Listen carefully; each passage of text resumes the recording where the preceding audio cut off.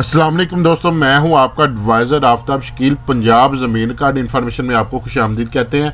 आपकी खिदमत में हाज़िर हूं एक नई वीडियो के साथ। मुझे बहुत ज़्यादा दोस्तों के कमेंट्स आ रहे थे, ख़ास कर जो है ना वो फीमेल्स के कमेंट्स आ रहे थे इस हवाले से कि उनको काफ़ी परेशानी का सामना करना पड़ रहा है। कि कमेंट्स ये हैं कि सर मैं अपने वालिद की अकलौती बेटी हूँ, यानी एक ही मैं बेटी हूँ, ना कोई मेरा भाई है ना कोई मेरी बहन है। मेरे वालिद साहब जो है ना वो वफ़ात पा चुके हैं, वालदा मेरी हयात हैं। हम लोग जब विरासत करवाने के लिए पटवारी या अराजी कार्ड सेंटर में जाते हैं तो वो हमें बताते हैं जी कि आपके जो वालिद साहब की जायदाद है उसमें से कुछ हिस्सा जो है वो मुझे जाएगा, कुछ मेरी वालदा को जाएगा, बाकी जो हिस्सा बचेगा वो मेरे चचा ताया लोगों को जाएगा। तो सर मेरा सवाल ये है कि जबकि वो प्रॉपर्टी मेरे वालिद साहब की है, मेरे वालिद साहब ने अपनी खून पसीने की कमाई से जो है ना वो प्रॉपर्टी बनाई थी। ये जो मेरे दादा की तरफ से उनको विरासत में नहीं थी मिली, उन्होंने खुद खरीदी थी। तो जारी बात है जो प्रॉपर्टी उन्होंने खुद खरीदी है तो उसकी अकलौती बेटी मैं हूँ तो और मेरी वालदा है, तो हकदार तो वही है वो सारी जायदाद की। तो ये फिर हमारे चचा ताया लोगों को ये जो है ना वो विरासत का हिस्सा क्यों जाएगा, और हमें कोई इस तरह का तरीकाकार बताएं कि उनको हिस्सा ना जाए, सिर्फ प्रॉपर्टी जो है ना वो हमारे नाम पे रहे। तो इस तरह से हमारी जो है ना आधी प्रॉपर्टी उनके पास चली जाएगी। तो आज की हमारी जो है ना वो वीडियो इसी का मुतल्लक होगी। वीडियो की तरफ जाने से पहले अगर आप लोगों को ज़मीनी मामलात में कोई भी किसी किस्म का मसला है, नीचे कमेंट्स करें, मैं इंशाल्लाह एक पूरी वीडियो बनाकर आपकी रहनुमाई करूंगा, आपका मसला हल करूंगा। लेकिन उसके लिए मेरे चैनल को सब्सक्राइब करें, साथ बेल आइकन पर क्लिक करें ताकि मुझे पता चले मेरे मैच्योर सब्सक्राइबर है, मैं जल्द से जल्द वीडियो बनाकर आपके जो है ना वो मसला हल कर सकूँ। तो आते हैं आज की वीडियो की तरफ। सबसे पहले विरासत करवाने के लिए हमें यह पता होना चाहिए कि शजरा नसब क्या है। तो आप लोगों ने अक्सर जो है ना वो सुना होगा कि जो है ना वो सरकारी लेवल पर जो है ना वो ऐलान किया जाता है कि शजरकारी मुहिम का जो है ना वो आगाज कर दिया गया है। तो शजर से मुराद होता है जी दरख्त होता है, पौधा होता है, प्लांट्स होता है। तो शजरकारी से मुराद ये होता है कि प्लांटिंग करना।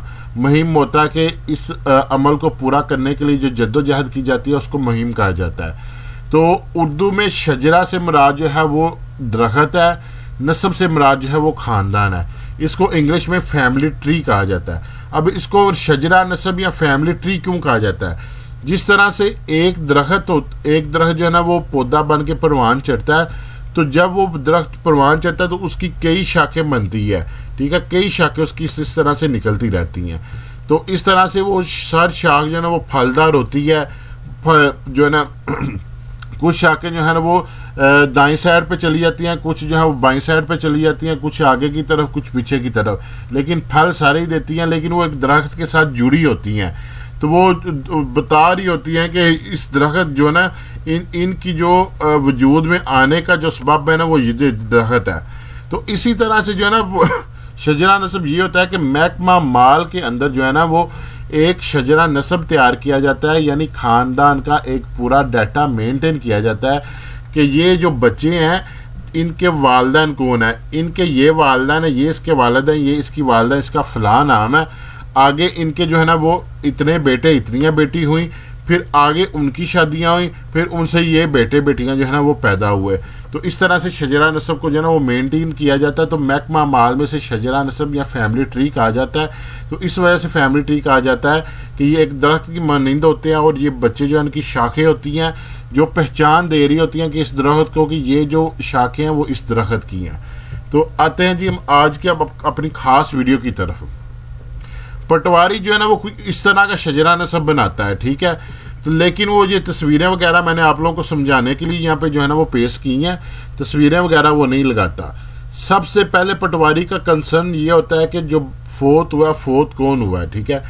अब अगर तो कोई मर्द फोत होगा तो उसको महकमा माल में मुतवफ़ी कहा जाता है। मुतवफ़ी से मुराद होता है कि कोई जो बंदा फोत हुआ वो मुतवफ़ी है। अगर कोई औरत फोत होगी तो उसको जो है वो महकमा माल में जो है मुतवफ़िया कहा जाता है। तो अब ये बंदा फोत हुआ तो पटवारी सबसे पहले ये लिखेगा जी मुतवफ़ी। अब उसके बाद मुतवफ़ी के सबसे पहले क्या होते हैं जी उसके वालिदैन होते हैं, उसके वालिद और वालदा का इस तरह से वो लाइनें लगा के ड्रा करेगा, ठीक है। ये इधर उसने वालिद लिख दिया, इधर वालदा लिख दिया, साथ में वो लिख रहा है कि ये जिंदा है या फोत हो चुके हैं, ठीक है, क्योंकि ये हकीकी वारसन है ना, इनको हिस्सा जाना होता है। इसी तरह से मुतवफ़ी के ये बिल्कुल साथ उसकी बेवा का जिक्र किया होता है, ठीक है, और जो उसके बच्चे होते हैं उनका नीचे जिक्र किया होता है। अब ये नीचे ये जो आपको ट्रायंगल नज़र आ रहा है ना, तो ये जाहिर करता है कि बेटी को जाहिर करता है। अगर ट्रायंगल ना होता, वैसे नाम लिखा होता, तो वो बेटे को जाहिर करता है। अब ये एक उसने जो ना वो शजरा ड्रा कर दिया। अब ये बंदा फोत हुआ है, इसकी बीवी है, हयात है, वालदैन दोनों हयात हैं और इसकी बेटी हयात है। अब इसकी विरासत की तकसीम किस तरह से होगी? अगर कोई बंदा जो है उसका कोई बेटा ना हो, ठीक है, सिर्फ उसकी एक बेटी हो और वो वफात पा जाए, तो उसकी बेटी को जो है ना उसकी पूरी जायदाद में से जो है ना निसफ हिस्सा दिया जाएगा, ठीक है। तो आधा हिस्सा यानी 1/2 जो है ना वो उसकी बेटी को जाएगा। बाकी जो उसकी बेवा है, उसकी बेवा को जो है 1/8 दिया जाएगा। 1/8 से मुराद ये है कि उसकी जायदाद के 8 हिस्से किए जाएंगे और 8वां हिस्सा जो है उसकी बेवा को दे दिया जाएगा। इसी तरह से उसकी वालदा को जो है ना वो 1/6 हिस्सा दे दिया जाएगा। ये आधा हिस्सा देने के बाद 8वां हिस्सा और 6ठा हिस्सा वालदा को देने के बाद जो बाकी हिस्सा बचेगा वो उसके जो है ना वो वालिद को, यानी 5/6 जो हिस्सा बाकी बच रहा है वो उसके वालिद को सारा हिस्सा चला जाएगा। अब इसके जाने का मकसद ये होता है कि औरत का जो है ना वो उसका वली जो है, उसका जो सरबराह जो है ना, पहले नंबर पर उसका शोहर होता है। अगर शोहर फोत हो जाए तो उसके बाद उसके जो ना वो शोहर के जो अगर उसकी भतीजी है तो उसके जो उसके वली होंगे, उसके चचा लोग होंगे, ठीक है, जो उसके वारिस होंगे, जो उसका जो है ना वो ख्याल रखेंगे।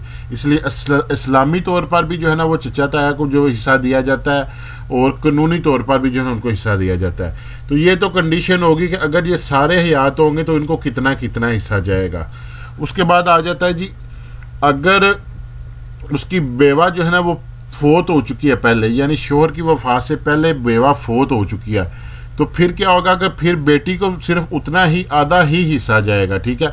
बाकी जो आधा हिस्सा बच जाएगा उसके 6 हिस्से किए जाएंगे। 6ठा हिस्सा जो है उसकी वालदा को चला जाएगा जो बंदा फोत हुआ है, और जो 5 हिस्से रह जाएंगे वो उसके वालिद साहब को वो हिस्सा चला जाएगा, ठीक है।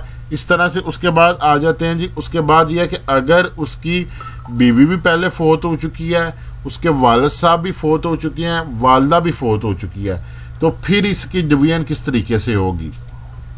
फिर इसकी डिवीजन इस तरीके से होगी कि बेटी को तो हाफ हिस्सा जाएगा, लेकिन जो बाकी हाफ हिस्सा बचेगा ना वो मुतवफ़ी के बहन भाइयों को चला जाएगा, ठीक है।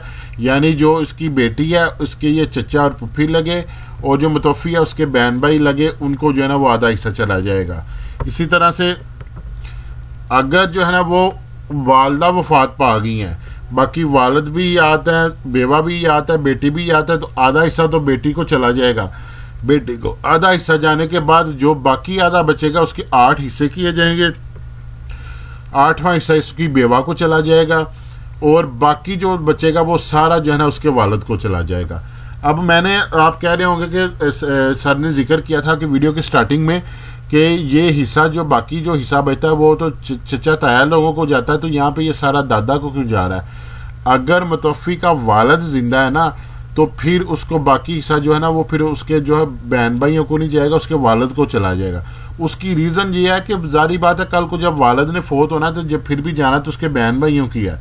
इसलिए ये महकमा माल का कानून है कि अगर वालिद याद है तो वो सारा हिस्सा बहन भाइयों में तकसीम करने की बजाय वालिद को दे दिया जाएगा। इसी तरह से जो है ना अगर वो वालिद साहब जो है ना वो पहले वफात पा गए हैं, ठीक है, वालदा ही आता है, बेवा ही आता है, बेटी ही आता है, तो आधा हिस्सा पहले बेटी को जाएगा, बाकी जो आधा हिस्सा बचेगा उसके 8 हिस्से किए जाएंगे। 8वां हिस्सा जो है वो बेवा को उसकी चला जाएगा। 6ठा हिस्सा जो है उसकी वालदा को चला जाएगा। ये तीनों हिस्से देने के बाद बाकी जो हिस्सा बचेगा वो उसके बहन भाइयों को चला जाएगा। भाई को हमेशा 2 हिस्से जाते हैं, बहन को हमेशा जो है ना वो 1 हिस्सा जाता है, इस तनासब से दे दिया जाएगा, ठीक है।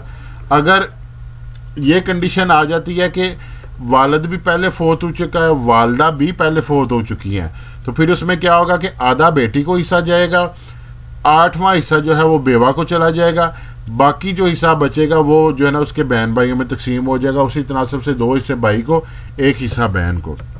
इसी तरह से